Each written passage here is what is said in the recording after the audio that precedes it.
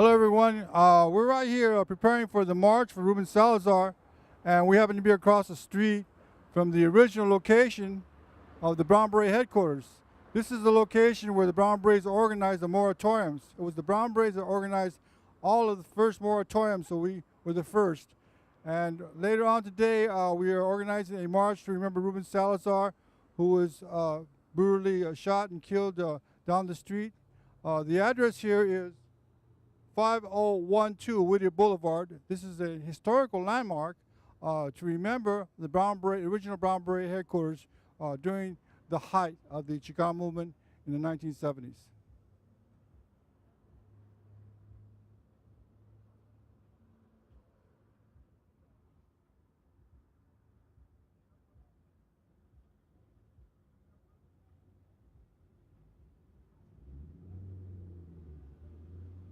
Three, 1, 2, 3. Are you gonna shoot video? Okay. You just.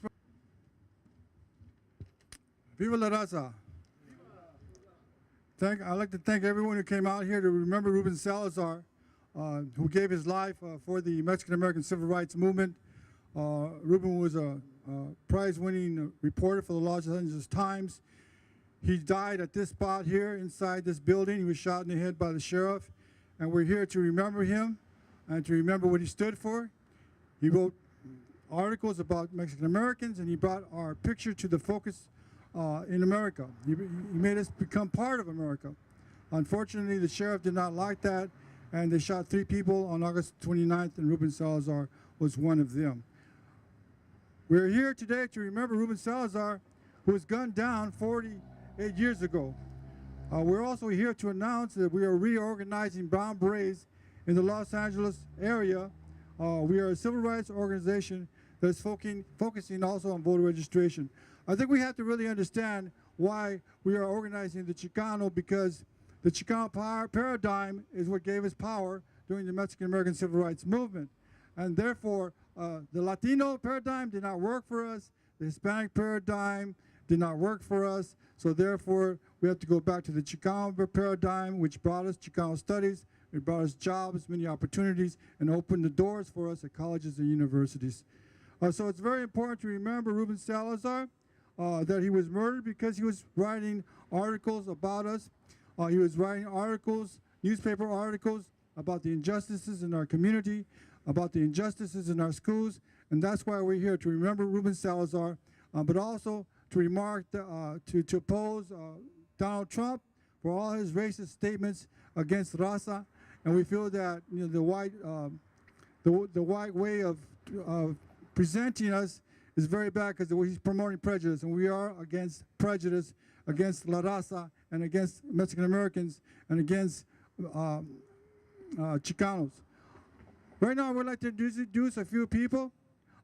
First of all, I would like to introduce Rosie Cejado. Okay. Cejudo. I'm Rosie Cejudo, and I come out here from Highland Park. I have always been an activist, protesting on the streets, organizing and helping the community. I'm always out there trying to help and fight for the raza, and this is why I'm here now. I joined the Brown Berets for that, and I suggest that every young person get involved and help out their community with the Brown Berets. Join the Brown Berets, everybody. But anyway, I'm very honored, very much so, to be a part of this, because like I tell you, I like to fight for the raza, and that's my objective. And also, I'm gonna encourage every young student or anybody that's out there hearing this to vote, because it is so important. You can't believe how important that is for our raza, for our community, for Chicanos. And it's a pleasure to be here. That's all. Thank you. Okay, I would also like to introduce Smiley. Okay. Okay, my name is Felipe. I'm a Brown Beret. The few words I have to say today is probably what I said last year. You know what? All you homeboys out there should out of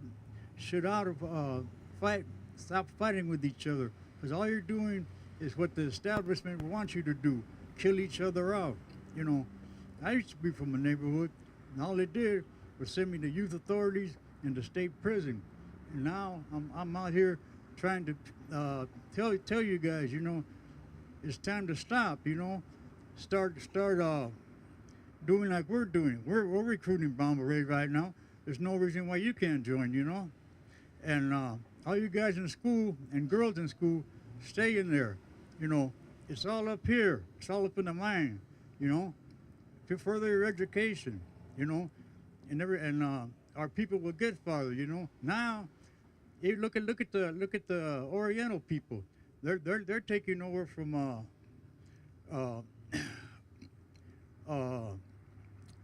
all the way to El Monte. They're taking over, you know. And what about us? You know, we're getting less and less. Well, thank you, and I hope you listen to my words of encouragement. Thank you very much. I'd just like to mention that the Brown Berets, we are a group that has issues. We are real issue people. We have issues with the system. And there's a lot of Brown Berets that call themselves Brown Berets out there, but they're not really Brown Berets because they don't have issues, and they don't stand for unity, and they do not have the history that we have. We have a long, successful history promoting Chicano Studies events and also promoting the history of La Raza. I'd also like to introduce Marilyn. Marilyn is our public relations officer. She keeps us in touch with the nation and people around the country. Marilyn came out here flew out here all the way from Tennessee, and she handles our public relations. This is Marilyn Sanchez Lopez. Hello, now that David introduced me, I'd like to say one of the other reasons that we are here, not only to honor the past, but to take care of our future. Our children are our future. And if we don't stop the brutality of the police department, we will not have children left. Every day you read what's going on. Although I don't live here, I keep in contact, I see what's going on. We need Chicano Studies in the school. We need better jobs. We need better education for our race. Our race is starting to die out. We are no longer called Chicanos or Mexicanos. All you see is Hispanics or Latinos, which we are neither. So I'm asking everyone out there, please sign up to vote. And not only that, but kids, come on. You guys need to join the Brown Beret National Party. We are the first and foremost original Brown Berets, led by the original founder and Prime Minister David Sanchez. Thank you. Thank you. Okay, I'd like to introduce John. John has started a group, a satellite for us up in the Lompoc area, which is by Santa Barbara. John Morales. Thank you. Thank you. All right, real quick. How's everybody feeling today? No. I know we can do better than that. How's everybody feeling today? All right. Chicano! That's right. It's a beautiful day. It's a beautiful day. And I'm from Lompoc, California. My wife and I are from Lompoc, California, which is about 3 hours north of where we're at right now. And as soon as I heard about the moratorium, I was honored and definitely made an effort to make it out here. And I'm so glad and honored to be in the presence of my fellow Brown Berets. We started the Lompoc Satellite mainly because there was no representation for the Chicano people in Lompoc, and that's something that we really need. And right now, my wife and I are out there making our presence known, letting the community know that the Brown Berets are around, and we're focusing right now on getting people to vote. Get out there, vote, get involved in the community. I always hear, how is my one vote gonna affect? How is that gonna make a change? If multiple people vote, it will make a change. If multiple people do not vote, it'll also make a change, but for the worse. And if you guys are up on politics, I think you know what I'm talking about. Get out there, vote. If you have a local Brown Beret chapter, get involved. If not, maybe start your own. Oh, thank you. Okay, I'd like to also introduce Jade Pena. She's one of the leaders in the East LA community. Jade? Hi, and thank you, David, for being around, and the Brown Berets specifically, for fighting for Chicano issues, which are very apparent in this society today. The reason why I joined the Brown Berets is because there's no Chicano representation on the forefront. When you hear about our youth being killed in the streets or our youth being sent to prisons after high school at record rates, it's time to organize and it's time to do something. It is our job and our duty as Americans to get out there and vote. And there's a reason why that they keep us in our jobs. There's a reason why they make us live paycheck to paycheck, because they don't want our power to influence their politics. And that is something that we hold. And if we can just organize together, youth, especially you, your voice and our voice as a generation is so powerful. There are so many of us that can make a real big, huge difference in this community and in communities abroad or communities in Northern California or communities across the United States.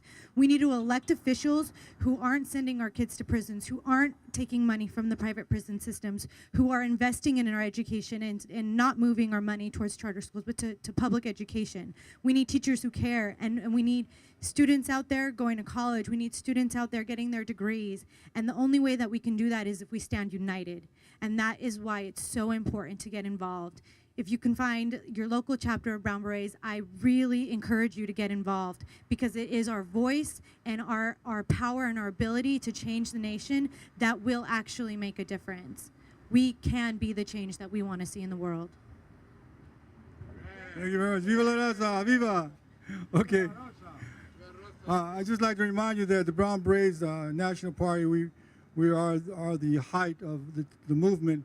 We organized the movement in the 60s and 70s because we had Brown Berets. They are our messengers. Nobody else is organized or well as organized as we are, and that's why it's important to begin to mobilize the people. I'd like to introduce our person from the Las Vegas Satellite, Frank Norwood. You want to say a few words?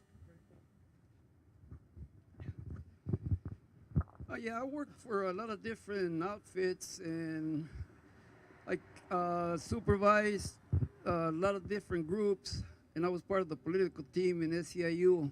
When they invaded Kuwait, Yuri Chu had a group of Asians go to Sacramento, and she taught them how their vote counted. Now we have a lot of Asians voting.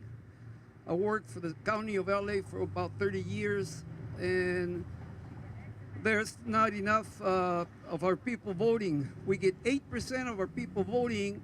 That's the reason why we got two Republicans running for each other. And what happens to us? Our people don't vote. Our vote counts. A lot of people don't believe it, but we do keep track of everything. No ballots is ever destroyed. We got a machine that can count the ballots at 1,000 a second, but we run it at 700 to make sure that it doesn't go bad. And it's very, very important for everybody to unite, vote. Otherwise, Trump is going to keep going the way he's doing and get rid of us. Thank you. As you hear, our voter turnout is very, very low. We're not voting because people just don't know or understand the importance of the vote. The vote either makes us or the vote breaks us. If you don't vote, you don't eat, because they take the food and resources away from us. I'd just like to also look at the academics. We're also the only organization that represents the Chicano Moratorium every year, who actually discusses and looks at what actually happened in history. And so history is made of events, and we always create events to promote the well-good of our community. For example, it's very important to voter education is important, not just voter registration, but voter education. It's really important, so that's what we really have to get out there. Also education, we are working on the development of the Mexican-American University, and that's where we're going right now after we leave here for dinner. Anyway, it's very important to promote our people who are our academics, and understanding that the academics are behind us. And with that, I'd like to introduce Dr. John Fernandez. My name is Dr. David Sanchez, by the way. Dr. John Fernandez, you want to say a couple minutes? Yes, thank you, David. I graduated from Lincoln High School in 1968. That was the year of the famous walkouts. I participated. That was my first political act as an 18-year-old senior at Lincoln High School. Because of the Brown Berets, like David Sanchez, I was able to get an education, was able to go to college because of the Brown Berets and the Chicano movement. I then taught also at Roosevelt High School for 24 years. Okay, and the struggle has to continue. When I taught at Roosevelt and used those history books that LA Unified uses that exclude us, exclude our history, our culture, our language, in our communities, those books don't have anything about the walkouts. They don't have anything about these big marches against 187.